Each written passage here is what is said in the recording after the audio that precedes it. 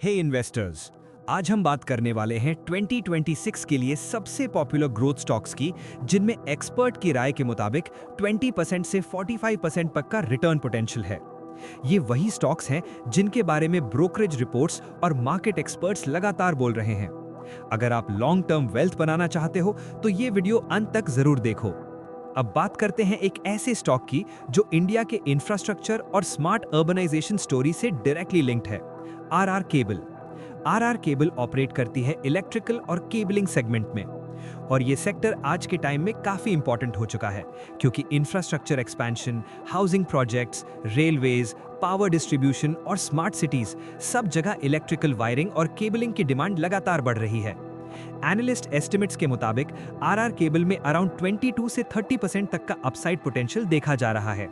इसका सबसे बड़ा रीजन है कंपनी का स्ट्रॉन्ग प्रोडक्ट पोर्टफोलियो और इंफ्रास्ट्रक्चर लिंक्ड एक्सपोजर। जैसे जैसे गवर्नमेंट का focus capex spending, urban development और इलेक्ट्रिफिकेशन पर बढ़ता जा रहा है, वैसे वैसे इलेक्ट्रिकल और केबलिंग कंपनीज के लिए रेवेन्यू विजिबिलिटी इंप्रूव होती जा रही है।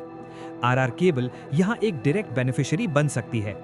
इस कंपनी के प्रोडक्ट सिर्फ ट्रेडिशनल कंस्ट्रक्शन तक लिमिटेड नहीं है। ये स्मार्ट अर्बनाइजेशन ट्रेंड्स जैसे मॉडर्न हाउसिंग, कमर्शियल इंफ्रा और पावर एफिशिएंसी के साथ अलाइंड है। इसी वजह से मार्केट को लगता है कि ग्रोथ सिर्फ शॉर्ट टर्म नहीं बल्कि मीडियम टू लॉन्ग टर्म भी सस्टेन हो सकती है। लेकिन यहाँ भी एक रियलिटी चेक जरूरी है। इंफ्रास्ट्रक्चर लिंक्ड स्टॉक्स में एग्जीक्यूशन और डिमांड साइकिल का रोल काफी इंपॉर्टेंट होता है, इसलिए इन्वेस्टर्स को क्वार्टरली परफॉर्मेंस और मार्जिन ट्रेंड्स पर भी नजर रखनी चाहिए। ओवरऑल, अगर आप इंफ्रास्ट्रक्चर और fast growing electrical demand theme पर एक्सपोजर चाहते हैं तो आरआर केबल एक इंटरेस्टिंग स्टॉक टू ट्रैक हो सकता है, प्योरली एजुकेशन पर्पस से। इलेक्ट्रिकल और केबलिंग में बढ़ती डिमांड इज इक्वल टू मजबूत रेवेन्यू ग्रोथ की संभावना। अब बात करते हैं हेल्थ केयर सेक्टर के एक इंटरेस्टिंग रिटेल प्ले की, made plus health. Made plus operate करती है हेल्थ केयर रिटेल यानी ऑर्गेनाइज्ड फार्मेसी चेन सेगमेंट में। इंडिया में हेल्थ केयर अवेयरनेस बढ़ रही है, क्रॉनिक डिजीजेस का इंसिडेंस इंक्रीज हो रहा है और लोग ट्रस्टेड फार्मेसी नेटवर्क्स को प्रेफर कर रहे हैं। इसी ट्रेंड का डायरेक्ट बेनिफिट मेड प्लस जैसे प्लेयर्स को मिल रहा है। एनालिस्ट एस्टिमेट्स के मुताबिक मेड प्लस हेल्थ में अराउंड 25 से 35% तक का अपसाइड पोटेंशियल देखा जा रहा है। इसका सबसे बड़ा रीजन है कंपनी का रैपिड स्टोर एक्सपेंशन और स्केल ड्रिवन ग्रोथ मॉडल। जैसे जैसे मेड प्लस अपना फुटप्रिंट पैन इंडिया एक्सपैंड कर रही है, वैसे वैसे रेवेन्यू और ऑपरेटिंग लेवरेज दोनों इंप्रूव होने के चांसेस बढ़ जाते हैं। फार्मा रिटेल का एक एडवांटेज ये भी है कि ये सेक्टर रिलेटिवली डिफेंसिव होता है। डिमांड साइकिल ज्यादा वॉलेटाइल नहीं होती क्योंकि मेडिसिन और health care products essential consumption category में आते हैं, इसलिए मेड प्लस जैसे बिजनेसेस को स्टेबल कैश फ्लोज मिलते हैं। लेकिन यहाँ भी एक पॉइंट ध्यान रखना जरूरी है, रिटेल फार्मेसी में कंपटीशन हाई है और मार्जिन्स को मेंटेन करना एक चैलेंज होता है, इसलिए इन्वेस्टर्स को सेम स्टोर सेल्स ग्रोथ और कॉस्ट एफिशिएंसी पर नजर रखनी चाहिए।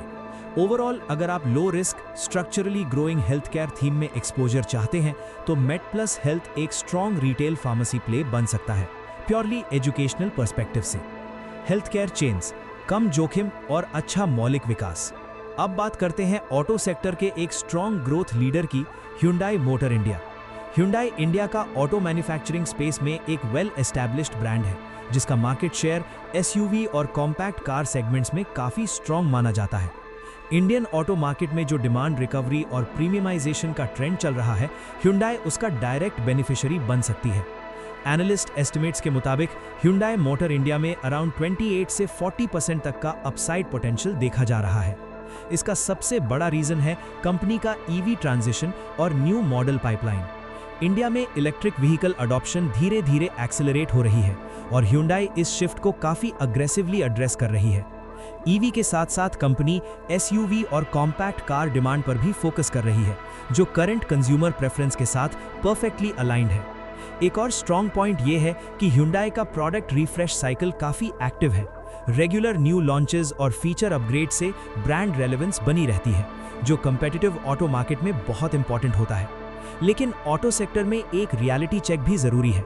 ये सेक्टर सिक्लिकल होता है और margins, fuel prices, interest rates और कंपटीशन से इम्पैक्ट हो सकते हैं। इसलिए इन्वेस्टर्स को वॉल्यूम ग्रोथ और ईवी एग्जीक्यूशन पर क्लोज वॉच रखना चाहिए।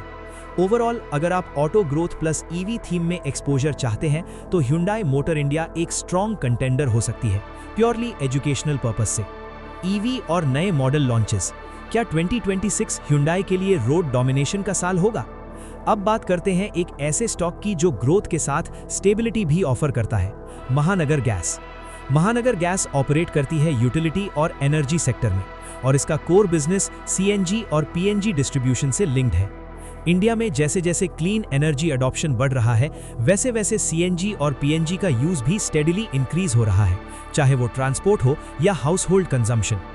एनालिस्ट एस्टिमेट्स के मुताबिक महानगर गैस में अराउंड 30 से 36% तक का अपसाइड पोटेंशियल देखा जा रहा है। इसका मेन रीजन है कंपनी का स्टेबल अर्निंग्स प्रोफाइल और प्रेडिक्टेबल डिमांड। यूटिलिटी स्टॉक्स का सबसे बड़ा स्ट्रेंथ होता है विजिबिलिटी और कंसिस्टेंसी। सीएनजी व्हीकल्स का पेनिट्रेशन बढ़ रहा है और पीएनजी कनेक्शंस भी अर्बन एरियाज में फास्ट एक्सपैंड हो रहे हैं। इससे महानगर गैस को लॉन्ग टर्म वॉल्यूम ग्रोथ मिल सकता है, बिना ज्यादा अग्रेसिव कैपेक्स रिस्क के। एक और पॉजिटिव पॉइंट ये है कि महानगर gas traditionally stable dividend paying company रही है, इसलिए ये स्टॉक सिर्फ ग्रोथ इन्वेस्टर्स के लिए नहीं बल्कि इनकम फोकस्ड इन्वेस्टर्स के लिए भी अट्रैक्टिव बन जाता है। लेकिन यहाँ भी एक रियलिटी चेक जरूरी है। गैस प्राइसिंग और रेगुलेटरी चेंजेस का इम्पैक्ट मार्जिन्स पर पड़ सकता है, इसलिए इन्वेस्टर्स को पॉलिसी एनवायरनमेंट और इनपुट कॉस्ट्स पर नजर रखनी चाहिए। ओवरऑल अगर आप एनर्जी कंजम्पशन के लॉन्ग टर्म ट्रेंड के साथ लो वॉलेटिलिटी और स्टेबल ग्रोथ चाहते हैं तो महानगर गैस एक सॉलिड यूटिलिटी ग्रोथ पिक हो सकता है, प्योरली एजुकेशनल पर्पस से। एनर्जी कंजम्पशन का long term trend plus stable dividend, महानगर गैस का स्ट्रॉन्ग कॉम्बिनेशन।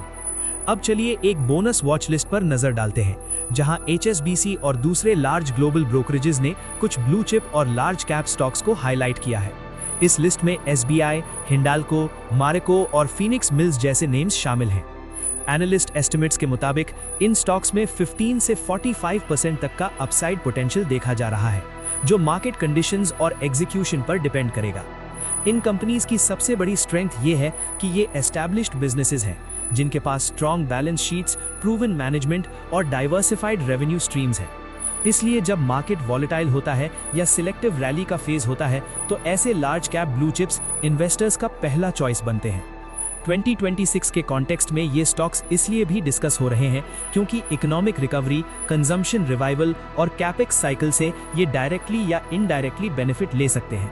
लेकिन यहाँ भी एक इम्पॉर्टेंट बात याद रखनी चाहिए, ये हाई बीटा ट्रेडिंग आइडियाज नहीं है बल्कि risk managed long term watch list stocks हैं। रिटर्न्स का मैग्नीट्यूड मार्केट सेंटिमेंट और सेक्टर स्पेसिफिक ट्रिगर्स पर डिपेंड करेगा। इसलिए अगर आप एक बैलेंस्ड पोर्टफोलियो अप्रोच फॉलो करते हैं तो ये बोनस पिक्स ट्रैकिंग लिस्ट में रखने लायक हैं, प्योरली एजुकेशनल पर्पस से।